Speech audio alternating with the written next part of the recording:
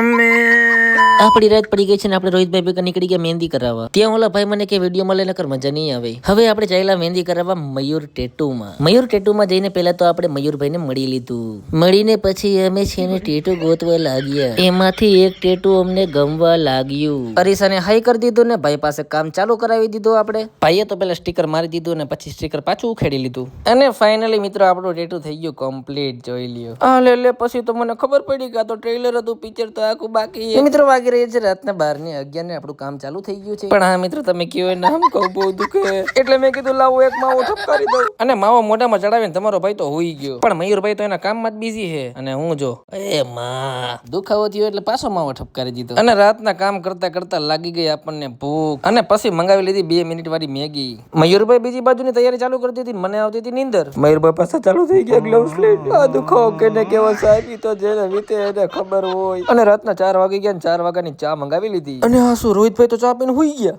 પછી તો નીંદર આવતી હતી ને સવારના પડી ગયા 6:30. જોઈ લ્યો બહારનું વાતાવરણ. બીજા દિવસની સવાર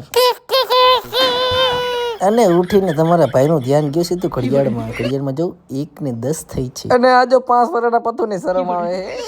મમ્મીએ મારા માટે નાસ્તો બનાવ્યો ને નાસ્તો કરીને ભાઈ થઈ ગયા રેડી. પાછા પહોંચી ગયા આપણે મયુર ટેટુ જવા માટે. તમે જોઈ લો સીડી ચડી જવાનું છે.